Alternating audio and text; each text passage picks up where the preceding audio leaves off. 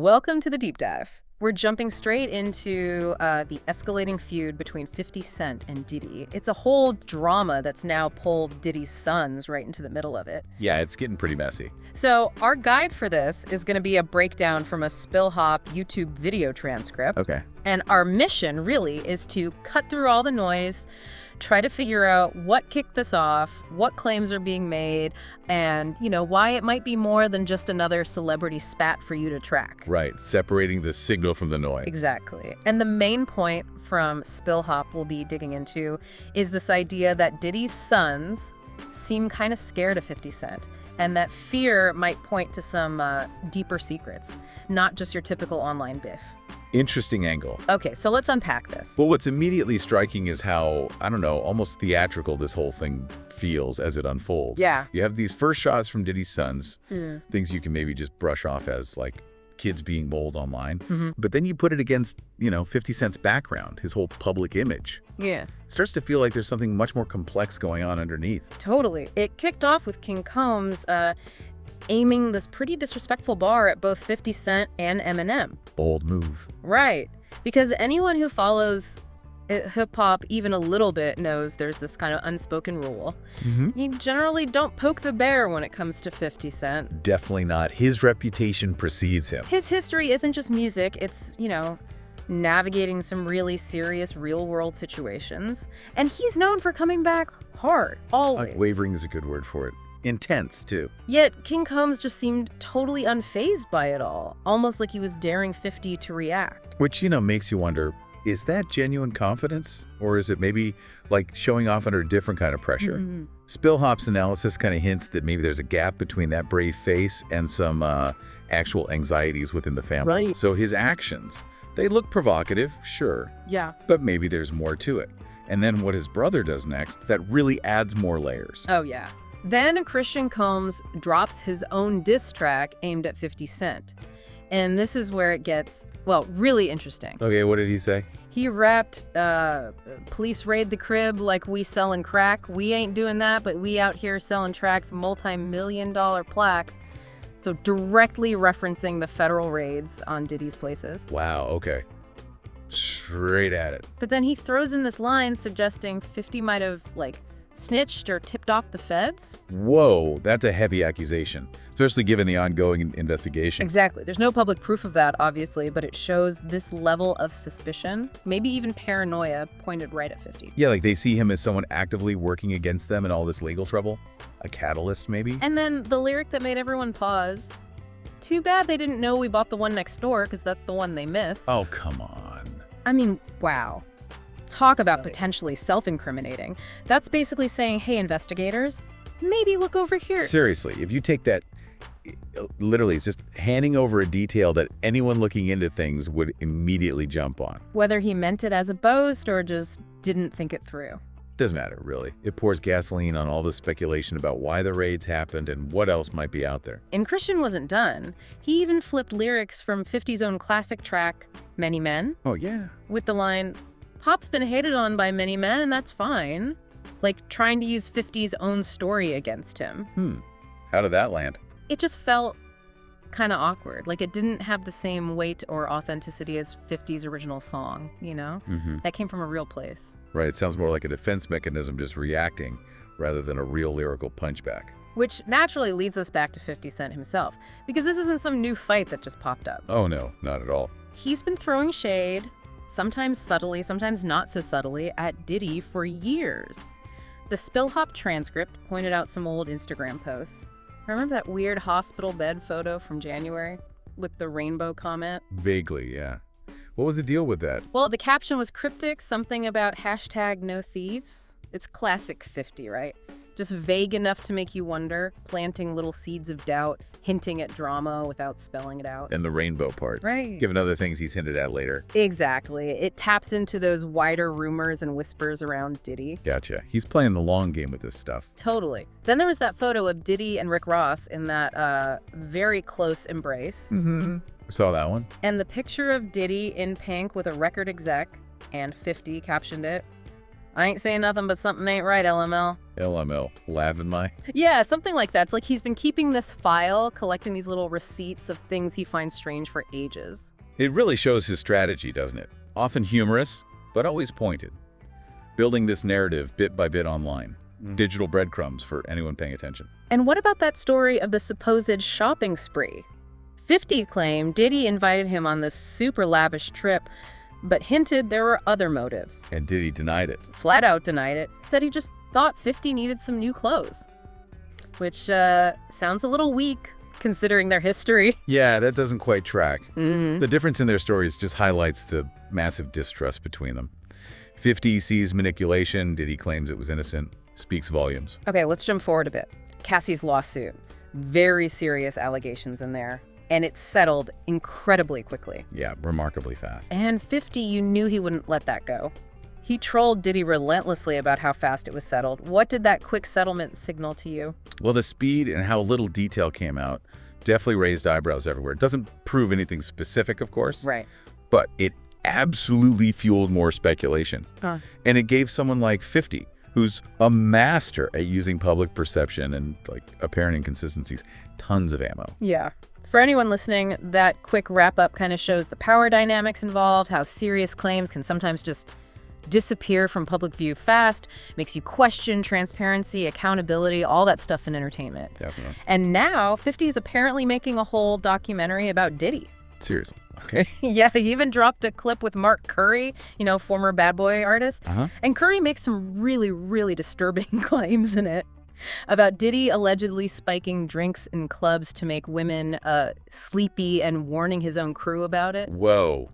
Those are incredibly serious allegations. Beyond serious. Yeah, if there's any truth to that. Yeah. The legal fallout, the reputation damage, it would be massive. Putting that in his documentary shows 50's ready to go into really dark, controversial stuff about Diddy. Then there's that weird detour with Jason Derulo. Oh, yeah, what was that about? Derulo just gave TMZ a pretty standard comment about Diddy. Innocent until proven guilty. Standard stuff. Okay, sounds reasonable. But 50 went nuclear on Instagram, blasted him, even hinted Derulo might end up on some tapes clearly referencing the Rodney Lil Rod Jones lawsuit and the allegations about recordings. Wow, zero tolerance from 50. Derulo tried to clap back with some edited video, trying to make it funny, but it felt like bringing a feather duster to a gunfight? Yeah, probably not wise. Yeah. Derulo, trying to stay neutral, got seen by 50 as basically siding with Diddy. Exactly. It just shows how 50 operates. You're either with him or you stay out of it completely. And the warnings Derulo got from fans online, that underlines 50's rep. You don't cross him lightly. And the plot just keeps twisting. Daphne Joy, she's 50's ex, mother of his son Sire. She gets named in that same Rodney Lil Rod Jones lawsuit. Oh, wow. Okay. She completely denies everything, calls it character assassination. But 50 does what 50 does. Online trolling called her a swerker. Oof. That's rough. Then it got really personal. She started bringing up old accusations about 50 and their son, which he then denied to the LA Times. It's just messy. Shows how tangled the personal and public lives get here. Absolutely. It adds this whole other complicated layer, blurring the lines between the main feud and all these personal relationships swirling around it. And 50's reaction, even if it's typical for him online, just throws more fuel on that personal fire. Then came the big one, the federal raids. Diddy's homes in Miami and LA back in March. Huge development. And you knew 50's reaction would be instant. And it was, tweeted, "Now it's not Diddy, it's Diddy done." Yeah, pretty direct. He clearly sees this as, the turning point. Vindication, maybe. The raids were definitely a major escalation in the legal pressure on Diddy. And 50's immediate declarative response just reinforces that he's believed Diddy was involved in shady stuff for years, and now he feels like events are proving him right. But this history, it goes way, way back. It's not just about recent stuff. Spillhop reminded us about that 2006 track from 50 where he claimed he knew who shot Biggie. Right, I remember that causing a stir back then. And just last December, he was hinting about Diddy maybe being connected to Tupac's murder too. Okay, now that's, yeah. It's super important to stress. Authorities have not linked Diddy to either of those murders, but these are massive, long-running accusations 50 keeps bringing up. Definitely adds gravity to the whole thing, even if unproven officially. Plus, don't forget the business side. They had competing vodka brands. This rivalry is deep, touches everything. The length and depth of this beef are just wild. It's way more than just arguments. It's rooted in decades of suspicion, rivalry, business, personal stuff. And bringing up Tupac and Biggie, even without official backing, just shows how serious 50 views his own side of the story. And here's a detail I found fascinating. Apparently, way back, 50 Cent actually tried to get signed by Bad Boy Records. He got out here, really. Yeah, Tony Ayo talked about it, said Diddy passed on him, allegedly because he was worried about 50's street background and maybe, like, the whole shadow of the Biggie situation. Wow. Can you imagine if Diddy had signed 50 Cent? Hip-hop history would look completely different. Totally different. It's a massive what if. Yeah, real sliding doors moment. Yeah. Diddy's decision, maybe trying to avoid controversy or more drama after past tragedies, arguably cost Bad Boy one of the most game-changing artists ever. A huge potential misstep. So instead, who recognizes 50's talent early on? Eminem, right. Eminem. Heard the mixtape buzz, which was huge back then, signed him to Shady Records Interscope. And the rest is history. Get rich or die trying. Exactly. That partnership blew up. It's funny how Diddy saying no might have actually cleared the path for 50's massive success somewhere else. Yeah, M's backing was crucial. It gave 50 mainstream legitimacy, even with his tough image and background. That Shady Aftermath Interscope machine was unstoppable in the early 2000s. They really shaped that era's sound. Speaking of image, remember that viral clip of Diddy wearing a wig? Oh yeah, that was something. Acting kind of, well, let's just say it was an odd look. Fans were definitely confused. Scratching their heads, for sure. And 50, naturally, jumped all over it, mocked him relentlessly. What do you make of that whole wig thing in the context of everything else? Well, seeing that clip, especially with all the serious allegations and investigations swirling around, it hit differently for a lot of people. How so? For some, it maybe reinforced this idea of him being eccentric or maybe kind of detached from how serious things were getting. And for 50, it was just another perfect chance to paint Diddy as unserious or ridiculous, feeding his own narrative. It's like 50 dissects every single public move Diddy makes, every potential slip-up, to make it fit this story he's been telling for years. Pretty much. And it's not just 50 connecting dots. Some fans are now going back, looking at old Eminem lyrics, specifically from a track called Fuel that came out last July. Okay. What are they seeing? There's this theory going around that some of M's wordplay in that song might be subtle digs or warnings aimed at Diddy. Like? Well, the way he spells rapper, but leaves out the P. Some think that's intentional.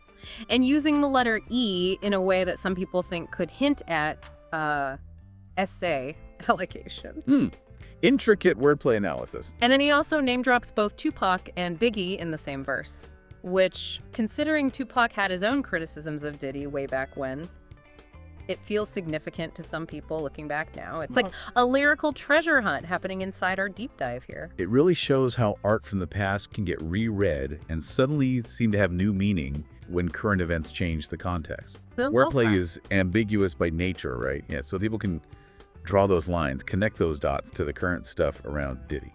Okay, finally, there are these rumors, pretty persistent ones, about Diddy's sons getting into it with Ray J. Ray J, okay. Allegedly confronted him at a Halloween party, apparently because Ray J had been commenting publicly on Diddy's legal issues. So trying to shut him down. Reports say it got heated. Chris Brown supposedly had to step in to stop it from getting physical. Well, and there are whispers this wasn't the first time, maybe like 3 other tense run-ins between Diddy's sons and Ray J. Okay, so there's a pattern maybe? And the theory being put out there is that Diddy might be behind it, orchestrating these confrontations, using his sons to intimidate Ray J, maybe keep him quiet. That's a pretty serious claim, using his kids like that. It ties right back to what 50 Cent has been saying for years about Diddy being manipulative. It frames the sons as maybe unwitting pawns in their father's game. It's explosive and fits right into that central theme we started with about fear and control. Yeah, if those accounts of the confrontations are true, it does look like a coordinated push to manage the story, maybe silence people seen as disloyal or people who might know things. Right. And the idea of Diddy pulling the strings, it definitely matches the picture 50 Met has painted for years, someone who controls his circle and maybe beyond. So let's try and wrap this up. We've seen this long, complicated feud between 50 and Diddy escalate dramatically. Now, Diddy's sons are right in the thick of it with their own statements and alleged actions. Big shift, yeah. We've touched on the really serious allegations, or new ones, old ones going back decades. And we've highlighted this deep history of tension. Business fights, old grudges, just totally different ways of operating in public. It's a lot to unpack. And that core question, the one from Spillhop's analysis, it still hangs there. What's really going on underneath all this public drama? What's the source of this apparent fear or maybe this protective aggression we're seeing from Diddy's sons? Yeah, looking at all the info, it's just this incredibly tangled mess of relationships, accusations, so much history. And having the sons involved now adds this whole new, frankly concerning layer. It feels like the fallout from these old tensions is hitting the next generation. And that question, what unseen pressures, what power dynamics are really driving this, that's still the key thing for you, the listener, to think about. Exactly. With all these layers, the history, the accusations, these really public, sometimes bizarre confrontations, what are the long-term consequences going to be? Not just for Diddy's image or legal situation, but for everyone caught up in this. Big questions with no easy answers right now. And as you keep watching this story unfold, think about what might be going on behind the scenes, what power structures in the entertainment world could be playing a role here that we don't see. Good point. Thanks for taking this deep dive with us. We definitely encourage you to keep observing, keep analyzing, and, draw your own informed conclusions as things develop.